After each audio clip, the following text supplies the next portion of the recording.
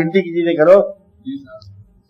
آپ کو پھر پہلی بات بتاتا ہوں کہ نمبر 1 آپ کا دل جو ہے اس کو اللہ تعالیٰ کے لیے وقف کر دو. کسی انسان سے نفرت ہے تو وہ نکال دو. جس انسان نے تمہارے ساتھ کبھی کوئی زیادتی کی ہے اسے معاف کر دو. آسان بات ہوگی؟ مشکل بات ہے. اچھا آپ کے ساتھ کسی انسان نے زیادتی کی ہے, 2 فیصلے ہیں, یا تم اس کا فیصلہ کر لو یا اللہ کے حوالے کرو. بہتر کیا شکل ہے؟ اللہ کے حوالے بہتر ہے. یہ جذبات جو ہیں یہ بعض اوقات جذبات جو ہوتے ہیں یہ کمزور ہوتے ہیں. اس میں آپ یہ کہو کہ یہ ان ڈیولپڈ ہوتے ہیں. مقصد آپ یوں سمجھ لو کہ اگر کسی بھائی کو تم پھانسی لگوا دو تو تمہیں کیا فائدہ پہنچا؟ بھائی تھا, بھائی تسکین ہوگی نا, اس سزا ہوگی ہے. اب یہ تسکین جو وقتی ہوگی, بھائی کو سزا ہوگی, اب کچھ عرصے کے بعد جب اسی بھائی کی تمہیں ضرورت پڑے گی تو پھر تو محسوس ہوگا کہ تم نے اس کو سزا نہیں دلائی. اب بھائی سے کہ غلطی ہو گئی ہے, سارے مومن بھائی ہیں, غلطی ہو گئی ہے, تمہارے ساتھ کوئی زیادتی ہو گئی ہے, تو پھر اس میں مشیت کا دخل سمجھو. آزمایا جائے گا خوف کے ساتھ. خوف دینے والا کون ہوگا؟ بندہ. مال کے نفس سے کون لے جائے گا؟ بندہ ہی لے جائے گا.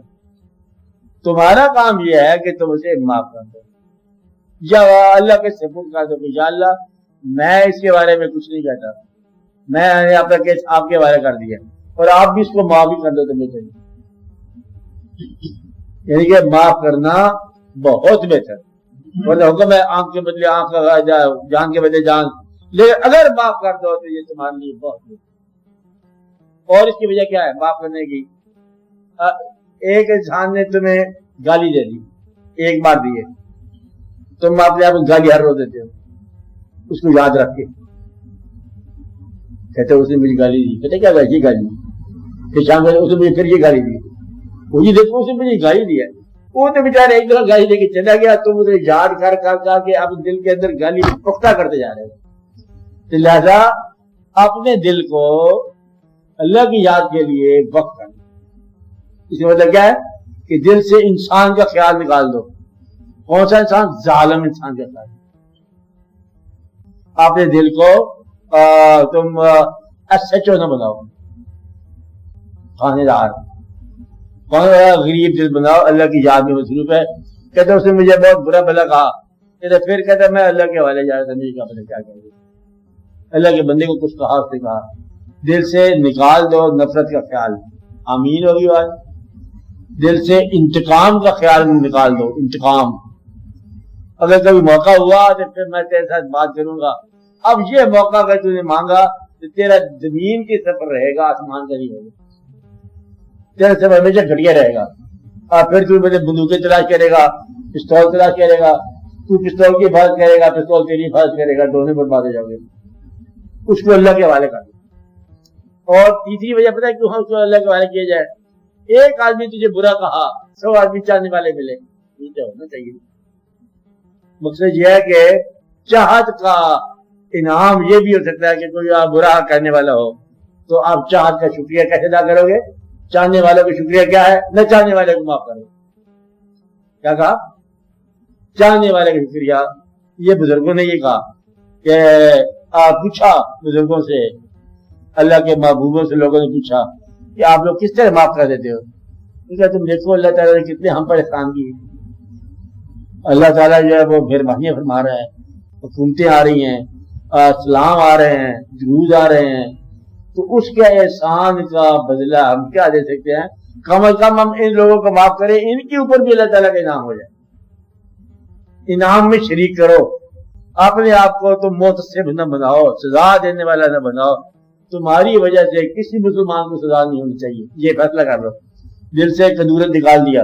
جب دل سے کدورت نکل گئی, دل تمہارا خانہ کعبہ بن گیا. کدورت, نفرت, انتقام, غصہ, بری باتوں کو یاد رکھنا نکال دیا. دل سے نکال دیا لالچ کو. لالچ کیا ہوتا ہے؟ پیسہ کی کمائی. پیسہ کماؤ، ضرور کماؤ، لیکن پیسے کی محبت نہ کرو.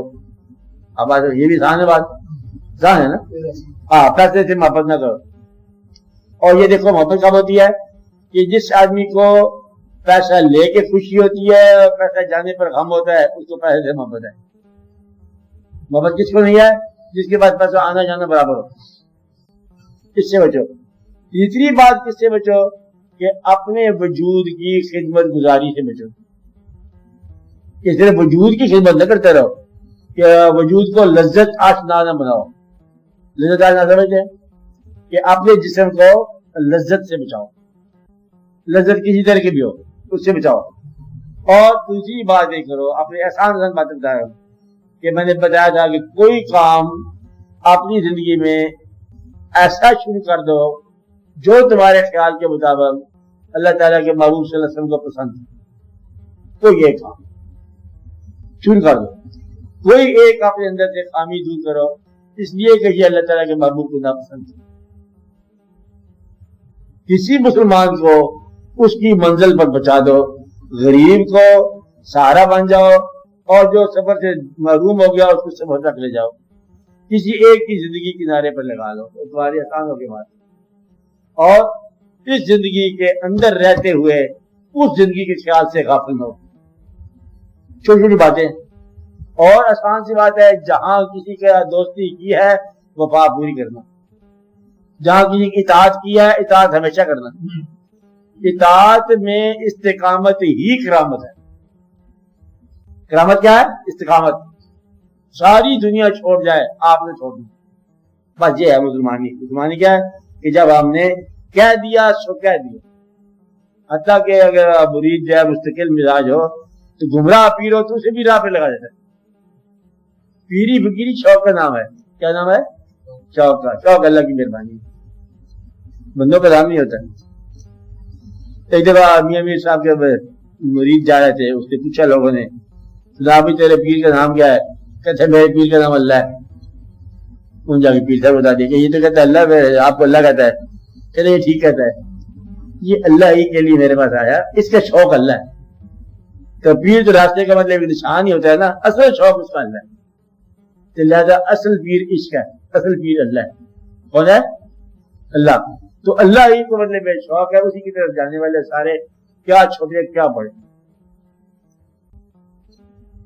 گزرنا سب نے موت کے اوپر سے گزرنا سب نے اس بانی سے. پیر، پیغمبر، ولی، درویش، مردان خدا موت کی وادی سے گزرے ہیں بتسلیم و رضا. سارے گزر جائیں گے اس وادی سے.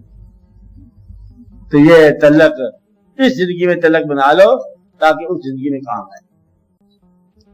تلق سوچ کے بناؤ، اور جب بنا لو پھر نہ سوچو.